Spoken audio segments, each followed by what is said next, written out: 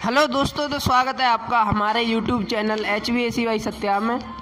और आज की वीडियो में हम आपको बताने वाले हैं कि अगर आपसे इंटरव्यूअर आपसे क्वेश्चन करता है कि रेफ्रिजरेशन साइकिल बना करके दिखाओ, तो आपको किस तरह से बनानी है, किस तरह से उसे समझाना है।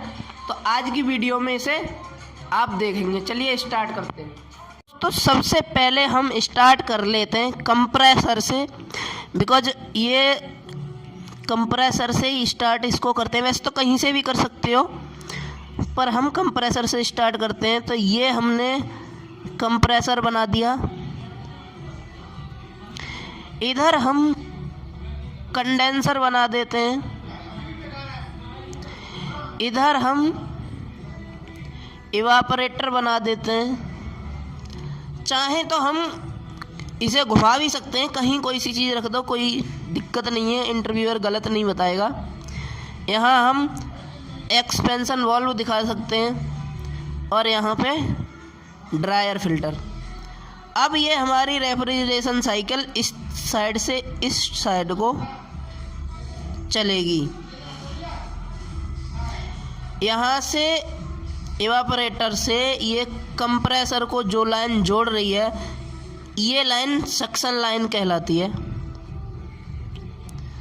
Suction line. ये कंप्रेसर है। कंप्रेसर से जो लाइन कंडेंसर को जोड़ेगी उसे हम इस लाइन को डिस्चार्ज लाइन बोलते हैं। ये कंडेंसर लाइन है। कंडेंसर लाइन से जो लाइन ड्रायर फिल्टर के लिए जाती है, इसे लिक्विड लाइन बोलते हैं, बिकॉज यहाँ पे चिल्ड लिक्विड आ रहा होता है। ड्रायर फिल्टर होता है। ड्रायर फिल्टर उसमें जो वाटर की वॉल्यूम होती है उसका मॉइस्चर को ऑब्जर्व करता है। बिल्कुल जो प्योर रेफ्रिजरेंट होता है वो कहाँ जाता है? एक्सपेंशन वाल्व में जाता है। ये EXP लिख दे रहा हूँ, एक्सपेंशन वाल्व।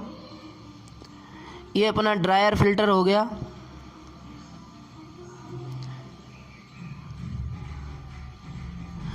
उसके बाद एक्सपेंशन वाल्व का काम होता है सेट पॉइंट के हिसाब से स्प्रे करके रेफ्रिजरेंट को किस में देना? इवापोरेटर में। इवापोरेटर में जब जाएगा तो इवापोरेटर में ये चिल्ड रेफ्रिजरेंट जो वाटर है उसको ठंडा करेगा, उसे चिल्ड करेगा। और फिर ये अपना इवापोरेटर हो गया। रेफ्रिजरेशन साइकिल तो बस इतनी सी होती है। इवापोरेटर से रेफ्रिजरेंट वेपर के रूप में सक्शन लाइन के द्वारा जाता है कंप्रेसर में। कंप्रेसर उसे कंप्रेस करके हाई टेम्परेचर हाई प्रेशर पे डिस्चार्ज करता है कंडेंसर में। कंडेंसर उसे कूलिंग टावर से जो चिल्ड वाटर आ रहा होता है उससे उस रेफ्रिजरेंट को ठंडा करता है। देन रेफ्रिजरेंट कन्वर्ट हो जाता है लिक्विड में, और वो लिक्विड आता है ड्रायर फिल्टर में। ड्रायर फिल्टर उसे मॉइस्चर को ऑब्जर्व करता है, प्योर रेफ्रिजरेंट को एक्सपेंशन वाल्व में भेजता है। एक्सपेंशन वाल्व उसे स्प्रे करके इवापोरेटर में भेजता है। इवापोरेटर में कंडेंसर जो होता है, कंडेंसर में ट्यूब जो होती हैं, पाइप टाइप की ट्यूब जो होती हैं, ट्यूब में वाटर होता है। और इन्हीं ट्यूब का हम डी स्केलिंग करते हैं। जो डी स्केलिंग करते हैं हम, तो ये रॉडिंग करते हैं इन ट्यूब्स में जिसमें कि पानी होता है, और इसके सेल्स में रेफ्रिजरेंट होता है। तो ये इवापोरेटर उसका उल्टा होता है। इसके ट्यूब में क्या हो गया? रेफ्रिजरेंट हो गया। ट्यूब में रेफ्रिजरेंट हो गया और सेल्स में वाटर हो गया, क्योंकि इसकी सेल्स में क्या है? रेफ्रिजरेंट, ट्यूब में वाटर है। तो इसके ट्यूब में क्या हो गया? रेफ्रिजरेंट और सेल्स में वाटर है, यानी ये एक दूसरे के अपोजिट होते हैं। अब ये जाएगा, ये रेफ्रिजरेशन साइकिल इतनी हो गई। यहाँ से चिल्ड वाटर सेकेंडरी पंप के द्वारा, सेकेंडरी पंप के द्वारा कहाँ जाएगा? AHU में। AHU में ये कॉइल में जाएगा। ये वहाँ फ्लोर के लिए ठंडी हवा देगा और ये वाटर फिर से थोड़ा सा गर्म हो जाता है। गर्म वाटर रिटर्न आता है प्राइमरी पंप के द्वारा प्राइमरी पंप के द्वारा कहाँ आता है, एवापोरेटर में। ये यहाँ पे अपना AHU हो गया। सेम इसी प्रकार कूलिंग टावर से